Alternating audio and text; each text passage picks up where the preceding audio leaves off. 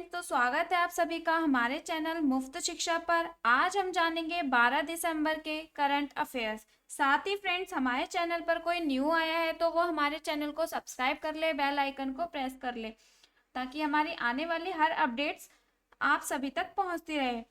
अगर आपको मेरी वीडियो करंट अफेयर्स पसंद आते हैं और आपके किसी भी काम आते हैं, आजकल करंट अफेयर्स नॉर्मल है, सभी के काम आते हैं, इसीलिए अगर आपको मेरे करंट अफेयर्स पसंद आते हैं तो like and share and subscribe जरूर करें हमारे चैनल को। तो हम स्क्रीन पर देखेंगे फ्रेंड। फर्स्ट क्वेश्चन है हमारा, विकसित भारत 2047 वॉइस ऑफ यूथ पहल की शुरुआत किसने की है? उत्तर है नरेंद्र मोदी। नेक्स्ट प्रश्न है, मध्य प्रदेश के नए मुख्यमंत्री के रूप में किसे चुना गया है? उत्तर है मोहन यादव। मुख्यमंत्री, भारतीय गणराज्य में 28 राज्यों और 8 में से 3 केंद्र शासित प्रदेशों की प्रत्येक सरकार की मुखिया मुख्यमंत्री कहा जाता है। भारत के संविधान के अनुसार राज्य स्तर पर राज्यपाल कानून मुखिया होता है, लेकिन वास्तव में कार्यकारी प्राधिकारी मुख्यमंत्री ही होता है। नेक्स्ट प्रश्न है, क्लाइमेट चेंज परफॉर्मेंस इंडेक्स 2023 में भारत की रैंक क्या है? उत्तर है 7वां। नेक्स्ट प्रश्न है, छत्तीसगढ़ के नए मुख्यमंत्री के रूप में किसे चुना गया है? उत्तर है विष्णु देव साय। नेक्स्ट प्रश्न है, हाल ही में किस देश ने जूके 2Y3 वाहक रॉकेट को सफलतापूर्वक अंतरिक्ष में प्रक्षेपित किया है? उत्तर है चीन। नेक्स्ट प्रश्न है, हाल ही में प्रधानमंत्री नरेंद्र मोदी को ग्लोबल लीड्स की अप्रूवल रेटिंग लिस्ट में कौन सा स्थान प्राप्त हुआ है? उत्तर है प्रथम। प्रधानमंत्री मंत्रिपरिषद का नेता होता है। हेमंत सिंह के अनुसार राष्ट्रपति केवल नाम मात्र का शासक होता है। राष्ट्रपति से ज्यादा अधिकार प्रधानमंत्री के पास होता है, जबकि प्रमुख कार्यकारी शक्तियां प्रधानमंत्री में निहित होती हैं। मंत्री नियुक्त करने हेतु अपने दल के सदस्यों के नाम राष्ट्रपति को सुझाता है। नेक्स्ट प्रश्न है, हाल ही में किस तिथि को मानवाधिकार दिवस ह्यूमन राइट्स डे 2023 मनाया गया है? उत्तर है 10 दिसंबर। नेक्स्ट प्रश्न है, हाल ही में reserve bank of India RBI ने स्वास्थ्य सेवा और शिक्षा के लिए यूपीआई की सीमा बढ़ाकर कितनी कर दी है? उत्तर है 5 लाख रुपए। यूपीआई, जिसका अर्थ है एकीकृत भुगतान इंटरफेस, एकल विंडो का उपयोग करके एक बैंक खाते से दूसरे बैंक खाते में पैसे स्थानांतरित करने का एक तरीका है। आप किसी व्यक्ति, व्यापारी या सेवा प्रदाता को खरीदारी करने, बिलों का भुगतान करने या भुगतान को अधिकृत करने के लिए पैसे भेज या प्राप्त कर सकते हैं, या त्वरित प्रतिक्रिया क्यूआर कोड को स्कैन कर सकते हैं। नेक्स्ट प्रश्न है, हाल ही में यूनियन बैंक ने डिजिटल परिवर्तन के लिए किस कंपनी के साथ समझौता किया है? उत्तर है एक्सचेंजर। नेक्स्ट प्रश्न है, हाल ही में कहाँ में आर्टिफिशियल इंटेलिजेंस शिखर सम्मेलन 2023 गेपी समिट का आयोजन किया जाएगा? उत्तर है नई दिल्ली। नेक्स्ट प्रश्न है, हाल ही में किस राज्य के राजमुंद्री हवाई अड्डे पर एक टर्मिनल भवन की आधारशिला रखी गई है? उत्तर है आंध्र प्रदेश।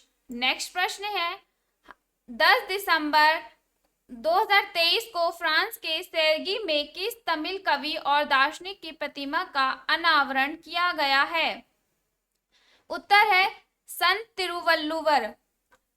प्रतिमा शब्द देव विशेष, व्यक्ति विशेष अथवा पदार्थ विशेष की प्रतिकृति, बिंब, मूर्ति और अथवा आकृति सभी का बोधक है, परंतु यहाँ पर प्रतिमा से तात्पर्य भक्ति भावना से भावित देव विशेष की मूर्ति अथवा देव भावना से अनुप्राणित पदार्थ विशेष की प्रतिक्रिया से है। नेक्स्ट प्रश्न है, यूनिसेफ की जनरेशन अनलिमिटेड ने भारत के पर्यावरण, वन एवं जलवायु परिवर्तन मंत्रालय के सहयोग से 8 दिसंबर 2023 को युवाओं को पर्यावरण पहल में सशक्त बनाने के लिए दुबई में किस पहल का शुभारंभ किया? उत्तर है ग्रीन राइजिंग पहल। नेक्स्ट प्रश्न है, केंद्रीय युवा कार्य एवं खेल मंत्री अनुराग सिंह ठाकुर ने 10 दिसंबर 2023 को खेलो इंडिया पैरा गेम्स का उद्घाटन कहाँ किया? उत्तर है नई दिल्ली। नेक्स्ट प्रश्न है 10 दिसंबर 2023 को अर्थशास्त्री जेवियर माइली ने किस देश के राष्ट्रपति के रूप में शपथ ली? उत्तर है अर्जेंटीना। नेक्स्ट प्रश्न है 10 दिसंबर 2023 को पूर्वी क्षेत्रीय परिषद की 26वीं बैठक कहाँ आयोजित की गई? उत्तर है पटना। राष्ट्रीय सिक्स रेड स्कूनर चैंपियनशिप में महिला वर्ग का खिताब किसने जीता? उत्तर है मध्य प्रदेश की अमी कमानी ने। नेक्स्ट प्रश्न है 10 दिसंबर 2023 को गुवाहाटी मास्टर्स 2023 बैडमिंटन स्पर्धा से महिला डबल्स का खिताब किस महिला जोड़ी ने जीता? उत्तर है भारत की अश्विनी पोनप्पा और तनिषा कैस्ट्रो ने। नेक्स्ट प्रश्न है भारतीय नौसेना अकादमी में आयोजित एडमिरल कप 2023 किसने जीता? उत्तर है इटली। नौसेना किसी देश की संगठित समुद्री सेना को कहते हैं। इसके अंतर्गत रणपोत, क्रूजर, वायुयान वाहक, ध्वंसक सुरंगें बिछाने तथा उन्हें नष्ट करने आदि के साधन एवं सैनिकों के अतिरिक्त समुद्र तट पर निर्माण, देखभाल, पूर्ति तथा प्रशासन, कमान, आयोजन और अनुसंधान संस्थान भी सम्मिलित हैं। साथ ही फ्रेंड इस क्वेश्चन के साथ ही हमारे करंट अफेयर्स कंप्लीट होते हैं, बट मैं आपको कुछ मुख्य बिंदु बताना चाहती हूँ। भारत विश्व में सबसे तेजी से बढ़ने वाली अर्थव्यवस्था है, जबकि चीन जुलाई सितंबर के दौरान 4.9% की विकास दर रही है। नेक्स्ट पॉइंट है 2023 से 24 की दूसरी तिमाही में वर्तमान कीमतों पर जीडीपी या सकल घरेलू उत्पाद 71.66 लाख करोड़ रुपए होने का अनुमान है, जबकि 2022 से 23 की दूसरी तिमाही में यह 65.67 लाख करोड़ रुपए था। जीडीपी सकल घरेलू उत्पाद ग्रॉस डोमेस्टिक प्रोडक्ट या जीडीपी या सकल घरेलू आय किसी भी देश की सीमा के भीतर एक समय अवधि, आमतौर पर यह एक वर्ष होता है, में उत्पादित सभी अंतिम वस्तुओं और सेवाओं के मौद्रिक मूल्य को सकल घरेलू उत्पाद जीडीपी कहते हैं। यह किसी भी देश की आर्थिक गतिविधियों का एक व्यापक माप है। नेक्स्ट पॉइंट है कृषि क्षेत्र की जीवाएं ग्रास वैल्यू एडेड वृद्धि सितंबर 2023 तिमाही में घटकर 1.2% रह गई, जो एक साल पहले 2.5% थी। नेक्स्ट पॉइंट है विनिर्माण क्षेत्र के जीवाएं में 13.9% की वृद्धि देखी गई, जबकि एक साल पहले की अवधि में इसमें 3.8% की गिरावट आई थी। नेक्स्ट प्रश्न है खनन और उत्खनन में उत्पादन दूसरी तिमाही में बढ़कर 10% हो गया, जिसमें एक साल पहले 0.1% की गिरावट आई थी। नेक्स्ट पॉइंट है इसके अनुसार 2023 से 24 की दूसरी तिमाही जुलाई से सितंबर में भारत की अर्थव्यवस्था जीडीपी 7.6% की गति से आगे बढ़ी है। पिछले वर्ष से 2022 से लेके 2023 की इसी तिमाही में देश की अर्थव्यवस्था की विकास दर 6.2% रही थी। नेक्स्ट पॉइंट है अर्थव्यवस्था के वृद्धि दर्ज करने का प्रमुख कारण विनिर्माण, खनन और सेवा क्षेत्रों के बेहतर प्रदर्शन है, जिसके परिणाम स्वरूप भारत विश्व में सबसे तेजी से बढ़ने वाली बड़ी अर्थव्यवस्था वाला देश बन गया है।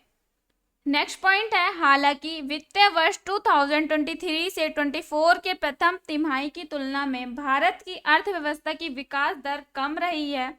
प्रथम तिमाही में विकास दर 7.8% रही थी। वित्तीय वर्ष वित्तीय वर्ष यानी भारत का संविधान वित्तीय वर्ष की अवधि पर मौन है। संविधान का अनुच्छेद 367 केवल इतना कहता है कि वित्तीय वर्ष का निर्धारण जनरल कॉलेजेस एक्ट 1897 के अनुसार होगा, जबकि इस कानून में लिखा है कि भारत का वित्तीय वर्ष 1 अप्रैल से 31 मार्च का होगा। इसी के साथ हमारे आज के करंट अफेयर्स कंप्लीट होते हैं। साथ ही कुछ इंपॉर्टेंट पॉइंट्स थे जो मैंने आप सभी को क्लियर कर दिए हैं। मैं उम्मीद करती हूँ मेरे द्वारा करंट अफेयर्स के महत्वपूर्ण प्रश्न आपको पसंद आए होंगे। तो फ्रेंड्स, इसी के साथ हमारे आज के करंट अफेयर्स कंप्लीट होते हैं। साथ ही हमारे कमेंट बॉक्स में कमेंट करके जरूर बताएं आपको कोई भी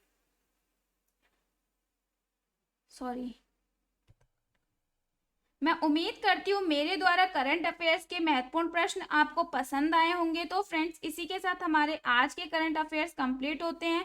साथ ही करंट अफेयर्स के क्वेश्चन या आंसर से रिलेटेड कोई भी कंफ्यूजन हो तो आप सब कमेंट बॉक्स में कमेंट करके ज़रूर बताएं ताकि आपके प्रॉब्लम को सॉल्व किया जा सके। साथ ही में हमारी वेबसाइट www.muft.shiksha पर जाकर किसी भी सब्जेक्ट से रिलेटेड क्वेश्चन एंड आंसर करके आप रिवार्ड्स पॉइंट पा सकते हैं। धन्यवाद।